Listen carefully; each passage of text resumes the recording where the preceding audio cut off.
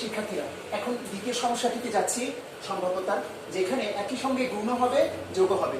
ছবিটা দেখাচ্ছি, আমি বুঝিয়ে দিচ্ছি। প্রথমে দেখো, স্টার চিহ্নিত বা তারকা চিহ্নিত যেগুলো দেওয়া আছে সেগুলো হলো তিনটি নীল বল একটা বাক্সের ভেতরে, এবং 1 2 3 4 5 বাকি যে বলগুলো দেখানো হয়েছে মানে ডায়াগ্রাম হিসেবে, সেগুলো হলো 5টি সবুজ বল। দ্বিতীয় আরেকটা বাক্স, সেখানে দেখো 1 2 3 4 5 6 7, অর্থাৎ 7টি নীল বল এবং 1 2 3 4 4টি সবুজ বল।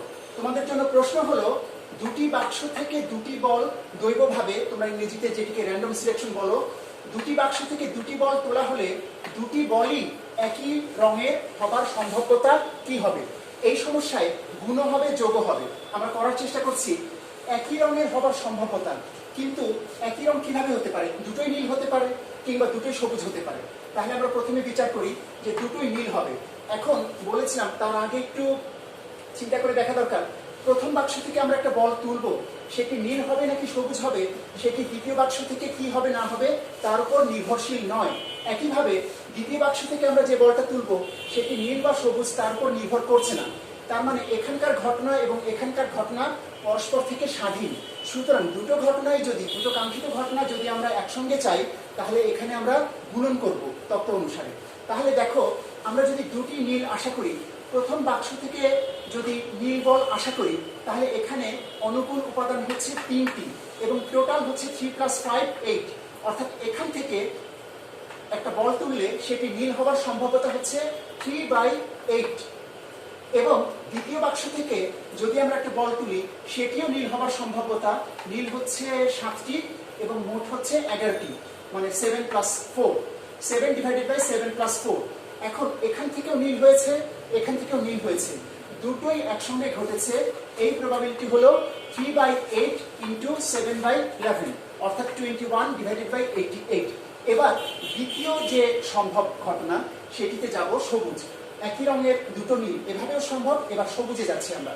প্রথম বাক্স থেকে যদি একটা বল তুলি, সেটি সবুজ হবার সম্ভাবতা তোমরা নিশ্চয়ই অনুমান করতে পারছো, 5 / 8 হবে। 5টা সবুজ এবং টোটাল হলো 8টা। এবং দ্বিতীয় বাক্স থেকে যদি আমরা একটা বল তুলি, সেটি সবুজ হবার সম্ভাবতা হবে 4 / 11, অর্থাৎ 7 + 4। তাহলে এখান থেকেও সবুজ হলো, ওখান থেকেও সবুজ হলো, দুটোই ঘটেছে। এই প্রবাবিলিটি হচ্ছে গুণ। কেন?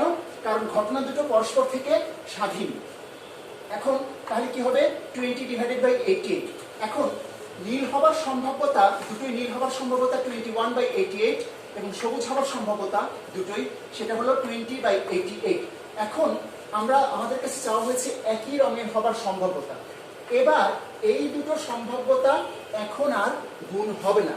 তার কারণটা বলি, ব্যাখ্যা করার চেষ্টা করছি। বলা হলো ঢাকা থেকে চট্টগ্রাম যেতে।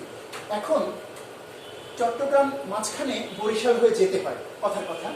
এখন আজকে 26 তারিখে তিনি যদি ঢাকা থেকে চট্টগ্রাম 20 বার যাতায়াত করে থাকেন, এবং আগামীকাল হয়তোবা আমরা দেখাচ্ছি যে ঢাকা থেকে বরিশাল গিয়েছেন 5 উপায়ে। আচ্ছা, সরাসরি যাচ্ছি।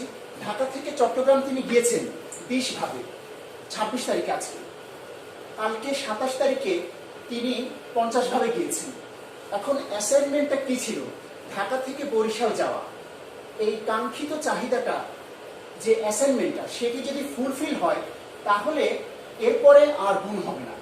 আজকে 26 তারিখে তিনি যদি ঢাকা থেকে চট্টগ্রাম 20 ভাবে যান, কালকে 27 তারিখে তিনি যদি 50 ভাবে যান, তাহলে মোট সম্ভাব্যতা এখানে হবে 70। এখানে আর গুণ হবে না। আমার কাছে চাওয়া হয়েছে একই রঙের হবার সম্ভাব্যতা, সেটা তো ফুলফিল করেছি। দুটো নীল এরকম ভাবে একই রঙের তো হয়েছে, আবার দুটি সবুজ একই রঙের, সেটা তো হয়েছে একই রঙের। অর্থাৎ আমার যে প্রশ্নটা, আমার যে টার্গেটটা, অ্যাসাইনমেন্ট যেটা আমার সামনে ছিল, সেটি ফুলফিল হয়েছে। ফুলফিল হবার পর এই দুই সম্ভাব্যতা এখন আর গুণ হবে না। ঠিক আছে? যদি বলা যায়, আরো একটু সহজ করে বলি, একটি সমাধান আমাকে করতে বলা হলো, আমি অপনয়ন করে করলাম, আমি প্রতিস্থাপন করে করলাম, কিংবা অন্য কোনো ভাবে করলাম। মোট কত ভাবে করলাম? একটা অঙ্ক তোমার সহপাঠী করলো 3 ভাবে, আরেকটা অঙ্ক, সেই অঙ্কটাই তুমি করলে 2 ভাবে। তাহলে মোট কত ভাবে হয়েছে? নিশ্চয়ই 5 ভাবে।